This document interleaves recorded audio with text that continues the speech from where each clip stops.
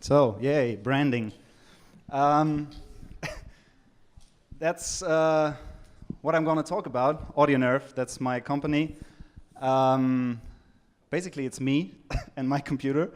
Uh, I'm doing music and sound design. I've been doing this for as long as I can think, basically.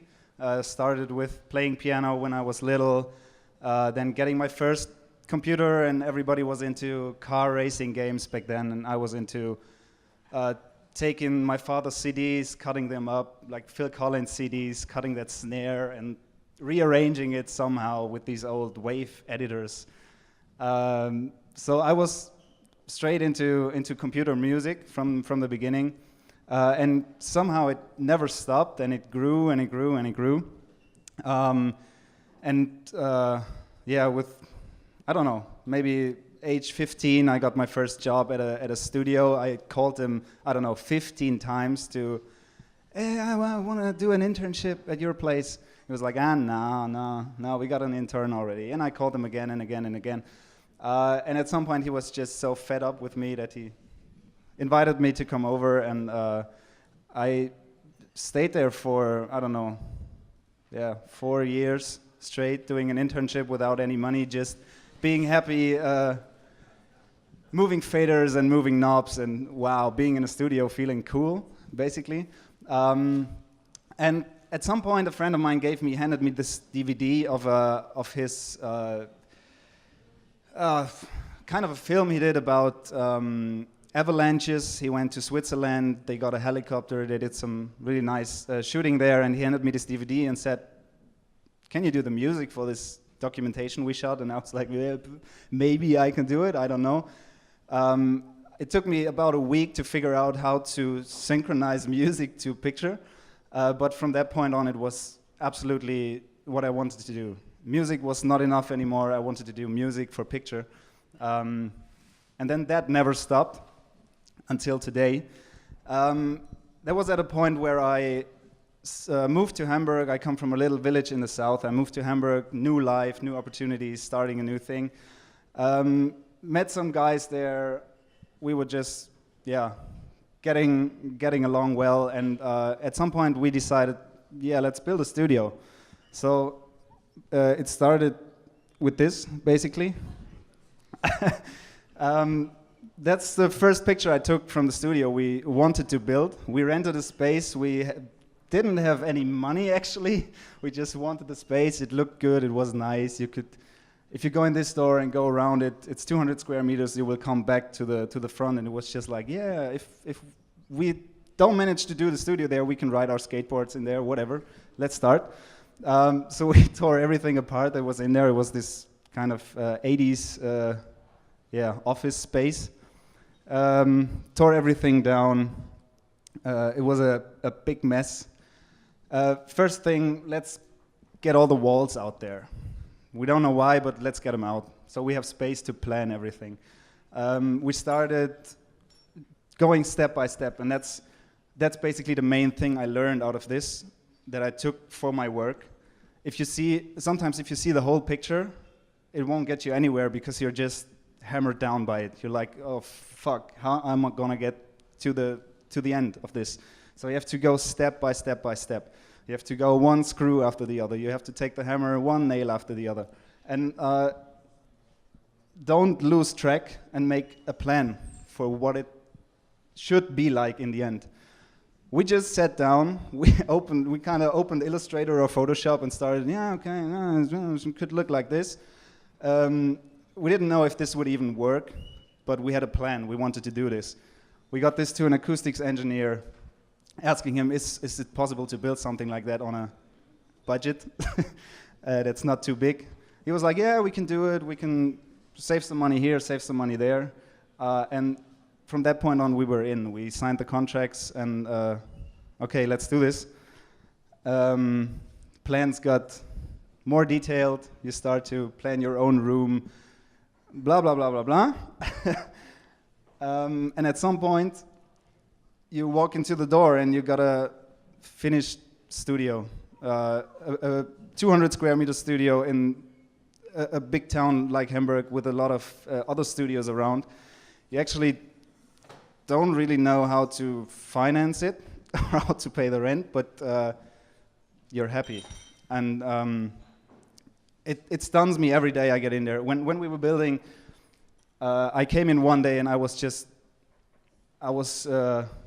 to walk out the door right away. Like, you walk in there, it's not done, you don't know how to finish it, you don't know how much time it will take, how much money it will take. You just want to go out the door. I did that sometimes. And the next day you come in, it looks exactly the same than yesterday, and you're like, fuck yeah, I'm building a studio, so let's do it, whatever, let's do it. And yeah, there comes a day where the studio is finished and you can start to actually work there, and you know every little screw in this building, which makes it. We'll get to that later, but I'm a big friend of knowing your tools. Doesn't matter what you do, if you're driving a truck, if you're composing music, if you're doing visual design, know your tools. That's like a really big point at the top of everything. So that's basically my little cave where all the music composition, I changed a lot. But when it was clean, right, when we were finished building, that's what it looked like. Now it's a complete mess with a lot of instruments in there and whatever. But yeah, you're done with that, you start to work in there. We're done building. It took us about 1.5 years to build everything. We did it with a lot of help from our friends.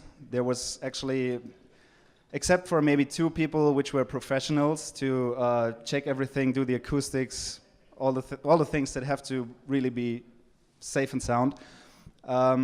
It was just friends helping us out, or 2 or 3 of us spending days and nights there building this thing. You're done, you start to work there, and suddenly this strange feeling comes up. Are we there yet? Like, is that it? Are you gonna do that for like the next 40 years? I know myself, and no, it's definitely not the last thing I want to build, I want to do. So just a small thing that popped up some years ago is brewing beer. I've always been into beer. That's not my brewery, not yet. But that is one thing that, even if it seems like I'm starting something else, I'm giving up the studio, I'm starting something else, that's actually one thing that keeps the studio going. And I want to get into that later. I figured I need other things to get my creativity going. I'm not going to be creative from sitting in a dark room in front of a piano waiting for a sound to come out of it and just trying stuff. And, oh yeah, that sounds good, maybe try. Oh yeah, that's just trying, and you won't get to the finish line with that. So that's what I do at night, basically. It was just a hobby. It exploded, like with music, basically. I felt like I was 12 again, like, whoo, yeah, new stuff, yeah, let's do this. And suddenly it exploded and led to releasing my first beer this year, in the middle of this year. Yoo-hoo! And I wanna keep on doing that. And in the time, I figured maybe that's a way to get away from the computer in 10 years, because I hate computers. I work with them every day, 18, 20 hours, if there's a lot to do, and I want to get rid of them at some point. And maybe that is one way of doing it. And the good part is it keeps my creativity going. I'm doing something else. I'm going to the brewery. I'm sweating 20 hours to get this beer out there, and finally, after 2 months, I got a beer. Like, hooray. And I can tell you it's different from seeing a commercial on TV that you compose the music for and having your own beer. It's worth way more. Yeah, how about now? Are we there yet? Nope, not yet. Brewing beer is really good. Composing music is a big passion of mine. But I felt now I'm lacking something for the mind, like getting my mind straight. I'm from beer. I'm getting this. My body's exhausted, and that's good because normally I sit in the studio. Maybe I pick up a guitar or I play the drums for an hour. That's a bit exhausting, but it's not. I'm not coming home and I'm not tired. I'm like mentally tired, but not physically tired. That's what brewing gives me. But still, there was something missing. I don't want to shift just bars on a computer or shift notes. I need something more. I need really need to open up my mind.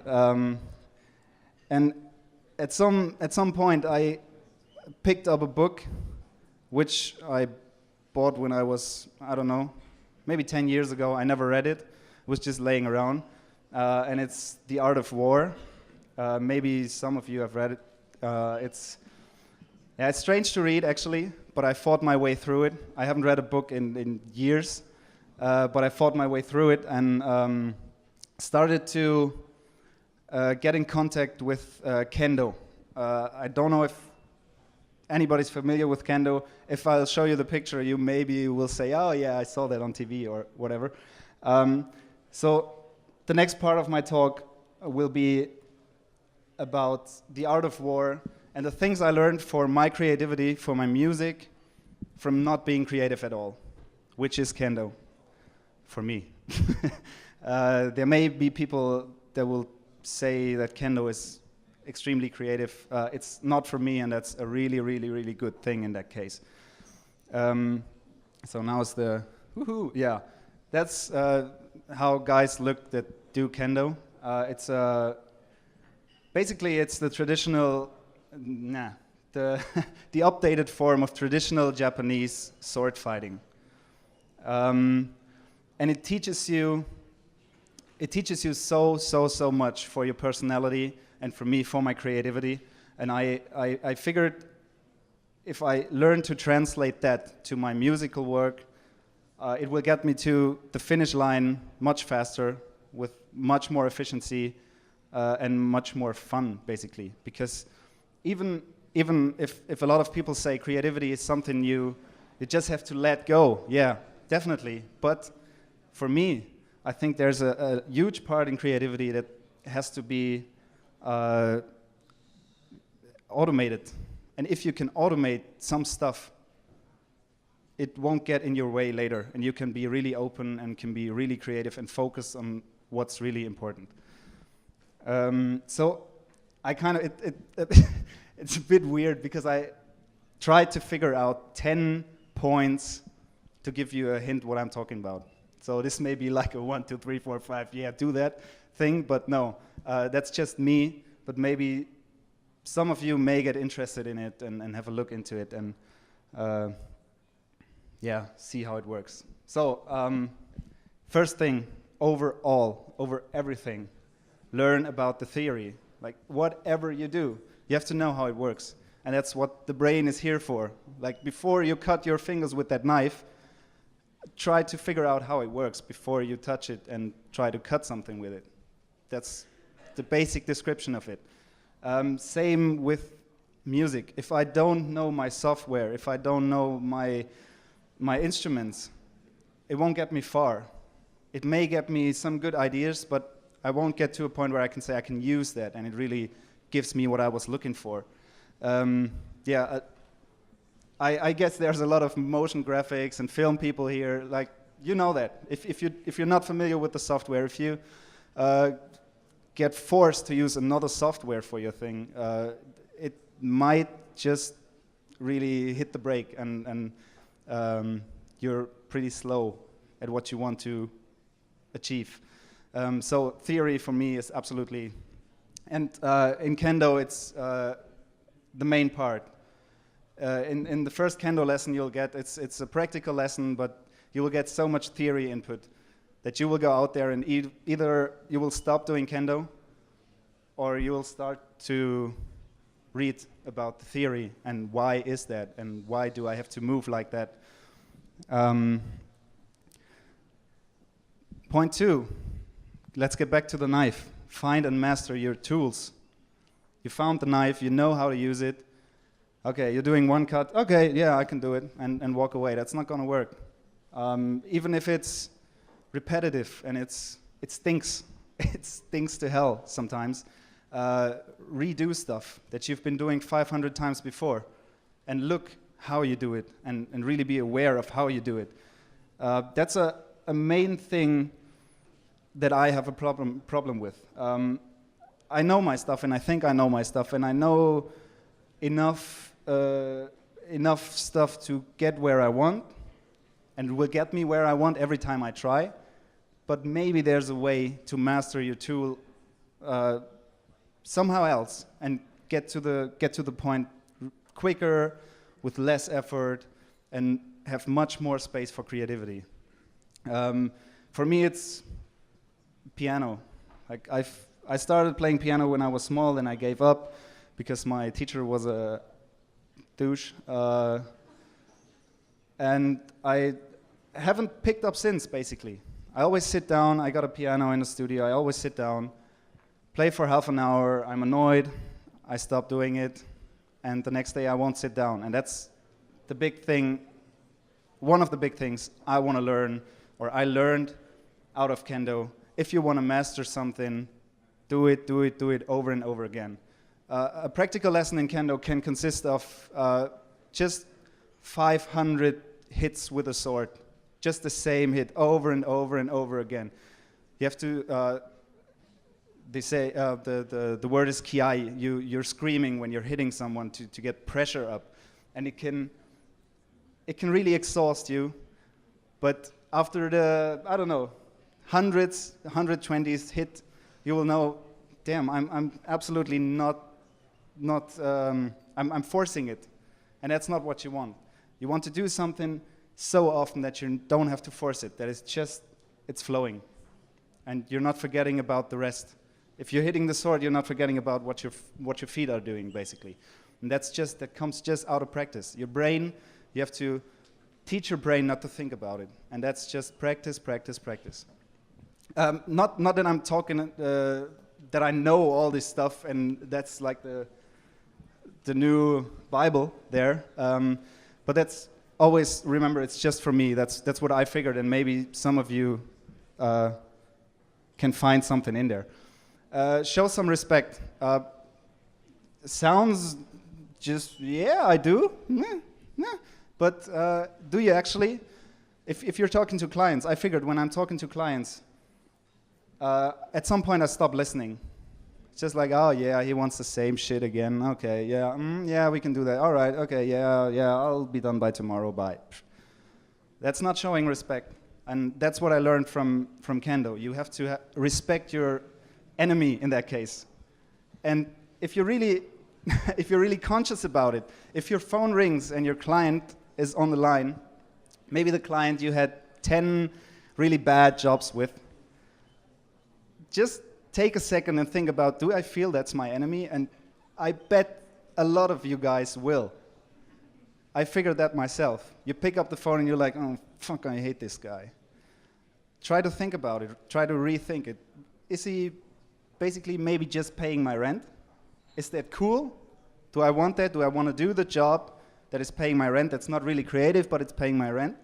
And then rethink if you really think this guy's your enemy or is he your friend. And respect the things he wants. Even if you've done it 1,000 times and you heard it 1,000 times, maybe in his world this is exactly the thing he wants. You are there to give him a hint. Maybe we can do this better, we can do that better, but if he doesn't want it, respect it. And try to get the best out of it, even if it hurts. Set your goal and focus. Basically, I said that 1,000 times before. In Kendo, we'll get to that in the next 3 points. Not only the goal is important, but also the way you get there. It's equally important. We'll get to that soon. But to understand that, you have to set a goal. You have to really think, where do I want to go with this? Not just think the next step, but really, as I showed you with the plans for the studio, you have to have a master plan. Where do I want to go? There's 1,000 ways to get somewhere, but only one or two or three ways may get you where you want to go. But for that, you have to know where you want to go. Always move forward. A big thing in kendo, you don't take a step back. And if you're taking a step back, you're putting your weight to the front to get the next shot. Big thing for me, I took so much steps, backward. And there was never a project that came out where I said, wow, I was 100% behind that project. It was always, I took a shot and I took another shot and No, stand there and tell your client, tell your colleagues, tell everybody you're arguing with or you're communicating with, tell them where you want to go with this and go forward and do the next step and don't go backward. And if you're going backward, find the next step forward suddenly. That's a really, really, for me, it's maybe the most important rule that I learned. Reacquaint with your foothold. That's pretty kendo-ish now. But even if you're working 22 hours a day, take this 5 minutes to look down on your feet in kendo and see, how am I standing? Am I standing right? Am I in a strong position to attack, to go further? And I keep losing that when I'm working. I don't rethink what I'm doing. I'm just in this blind mode, just looking to the front, looking to to the screen and just going blah blah blah, yeah, on this chord and then that chord.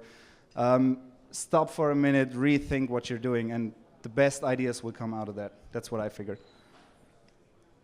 That's what I was saying before. Way and aim are equally important. It's in kendo there's 4 strikes you can get. There's 4 ways to hit your enemy, but you won't get a point if the way you're going is not right or not well executed.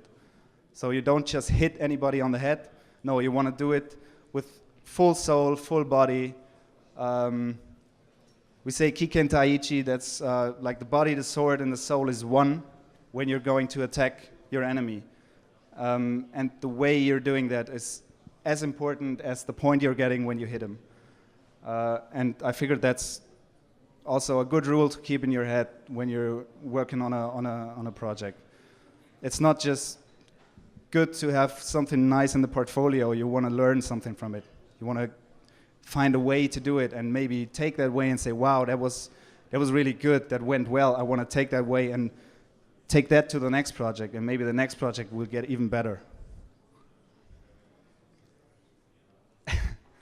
A little Lenny Kravitz quote there. It ain't over till it's over. I give up so many times, and I hate it. I hate it when I do it, but I still do it.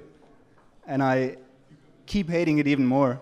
The project's finished when the project's finished, and even then, sometimes the project's not finished. That's why director cuts are a normal thing to do, basically. The project's finished, but nah, I'm not cool with it. I want to do a director's cut because the client didn't let me do this or that. Fight till the end. It's if you give up just a millimeter before the end, you won't get the result you're getting if you're fighting your way through. Even if you're exhausted, if you have worked 10 night shifts, go through it. Go through it. It will pay off. That's what I said before. Be honest and speak up. Even if it's colleagues, if it's your worst enemy client, you hate this guy, but be honest and say what's not fitting.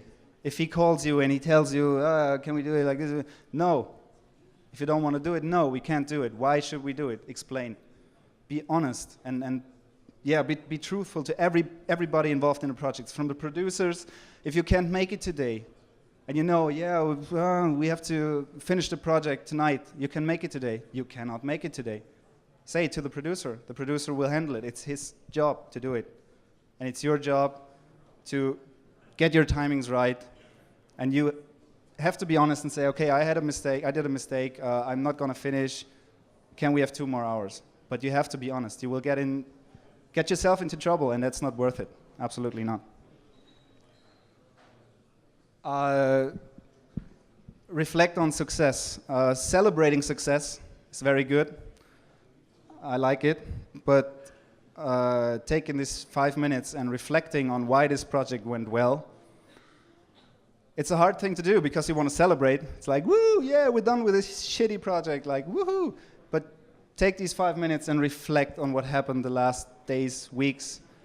It will get you much further the next time, and you maybe are able to avoid some mistakes. I even started to write stuff down after projects sometimes, and just put it somewhere, and suddenly I'm in another project and I want to clean up the desk, and I find this little note, and I'm like, yeah, shit, I'm in the same thing again. Okay, so let's start to focus and let's do something different. Coming from that and knowing all that and not even mastering 1% of it, for my part, it's a really hard way.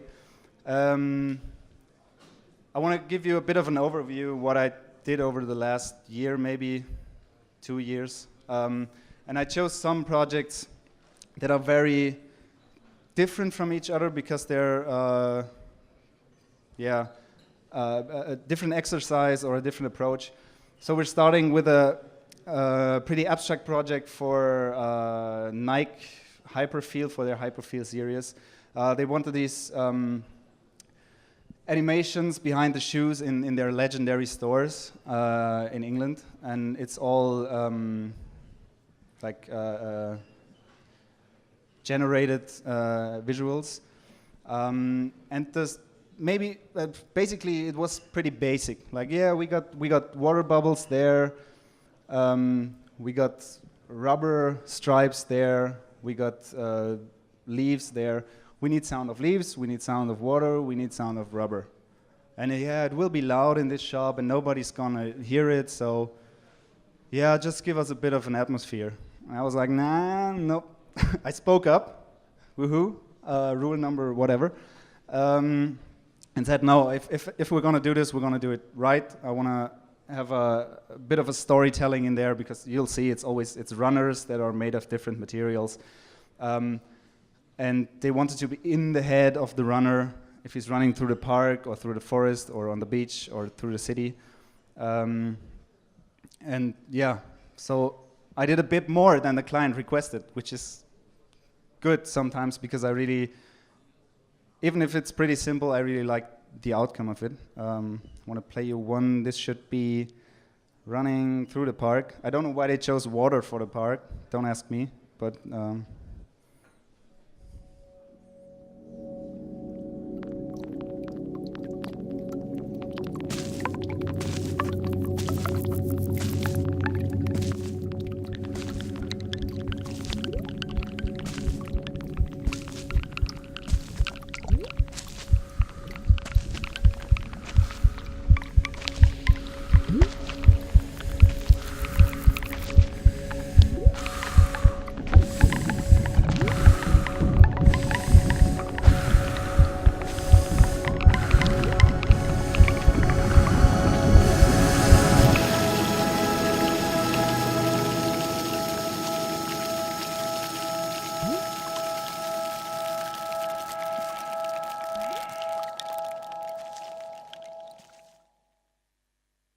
and suddenly they were like, oh, we're telling a story now. Yeah, we can tell a story with that. It's not just water bubbles.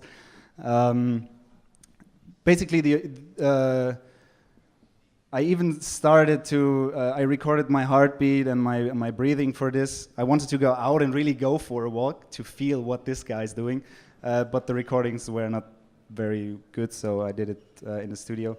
To compare that, we got the one for the city, which they told me should sound like rubber because the shoe it's got these rubber bands and it should really feel like you're walking on asphalt and there's a city around you and there's a car passing by, but still more in the head of the runner, not outside.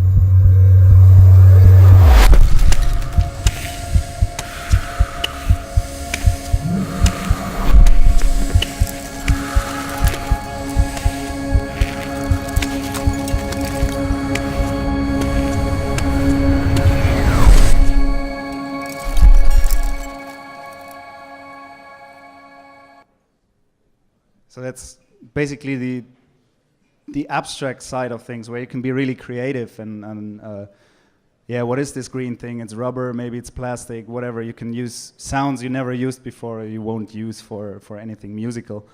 I actually like these projects very much because they're very detailed. You can go into detail, even if the client won't notice or the agency won't notice. Doesn't matter, it's just fun to do it. And if you master the basics of your tools and your time and whatever, you can really concentrate on the details and go wild with it and not get holed up with standard stuff.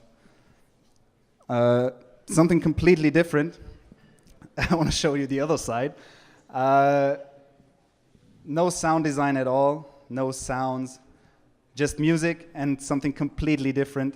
But for me, at least as much creative as the one before, because when it's for the spring campaign of CNA for this year, 2014, when they approached me and were like, yeah, we want to have this like 60s rock thing, I was like, hooray, yeah, let's do it.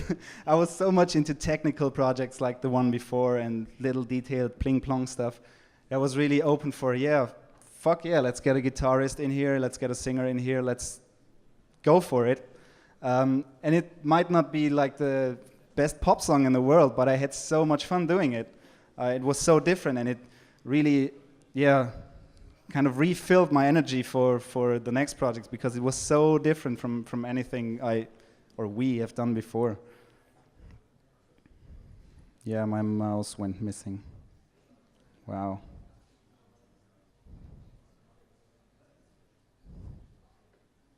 Come on.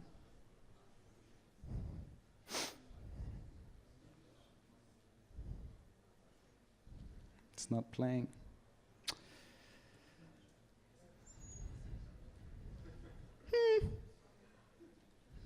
Nothing's moving anymore. Okay.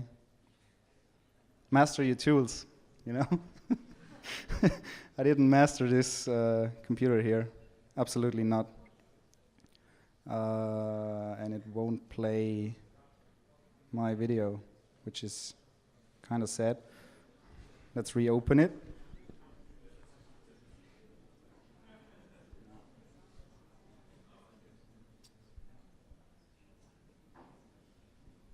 That's why I want to get rid of computers in 10 years, basically, because I just don't know what to do.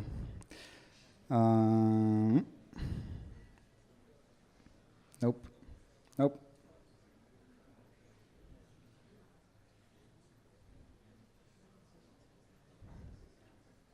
Oh yeah.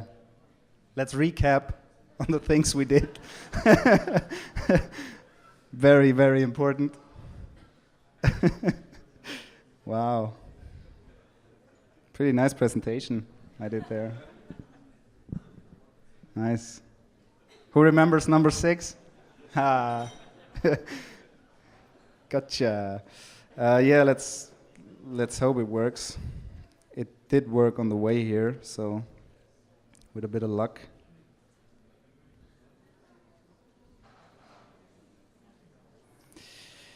Yeah. Oh, I didn't sing it. I paid a singer for that. It's better, it's better. Okay, maybe I can find it. Let's move on to the next one. We got music in there too. That's for, yeah, maybe some of you saw it. It's for the Off Mexico main titles this year, I guess. Also a pretty abstract thing, but not only just focused on sounds.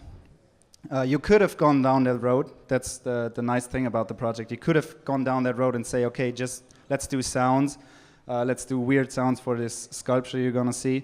But I approached it differently and said, no, I wanna just get a bit more of emotion out of there, even if it's a very sterile place you're gonna see and a very sterile object. I wanna get a bit of emotion in there, and suddenly, somehow this creature, this object, I don't want to say came to life, but it suddenly had much more life to it than it had before. I hope it works. Yes.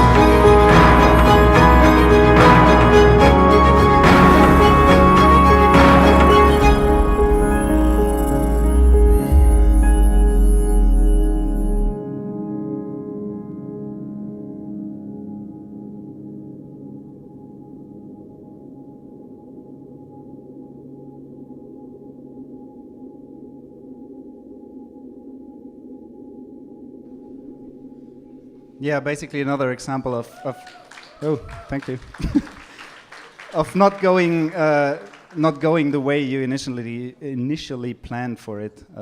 In this case, just sound design. I decided to go with music, and somehow it feels better to me in the end. One thing I want to show you, because I'm just really proud of it, and it's also another example of working with sound, is I'm just responsible for the sound design and someone else is doing the music, which targets a lot of points from before, because you have to work with someone on something you really like, and that's not always easy. You have to take a step back and say, okay, maybe in this scene we only need music. And even though I would like to have a big sound for this spaceship, I'm gonna take the step back and let you do the music for it, and maybe get even more emotion out of this spaceship. That's always a pretty nice thing to do. Thing is called Sundays. Maybe some of you saw it already. We're initially planned and produced by Post Panic from Amsterdam. It's just, I don't know, I'm gonna play it. It's a teaser, the second teaser we did for the short film that will come up early 2015. And I'm just so proud to share it. And there's the guy with the music, Ben Lucas Boysen from Berlin. Really like the nicest guy to work with, actually. Yeah, and just to give you a hint how sound and music can play together and leave space for each other, even if it's not done by one guy.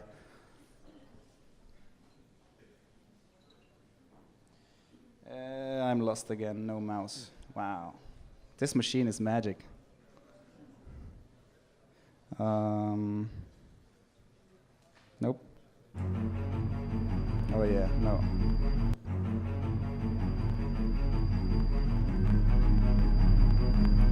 What if the things you know are just a made-up story? An illusion? A lullaby? A bedtime fairy tale? And you're still asleep?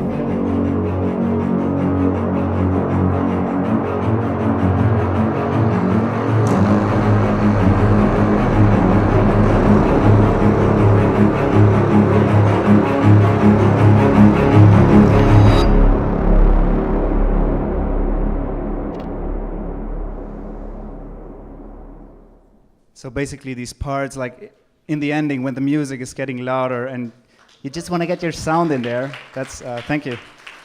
That's just one of these scenes where everybody is like, yeah, I want to be the first one. I want to be the sound dude getting loud in the end. But Ben's like, yeah, but my music, I want to get loud in the end. And at some point, someone has to step back, and that's a good learning process to work with people, not just in your own little studio. Go out and work with people and collaborate. That's always, yeah, you won't learn more than from collaborating. Yeah, that was me, basically. Maybe you got something out of it. I hope some of you may, yeah. Even if it's just questions like who's this guy, what the fuck. Questions are good. I wish you a lot of fun with the guys talking after me. I think there will be a lot of visually appealing stuff coming up. And I hope you enjoyed it, and thanks for listening and staying.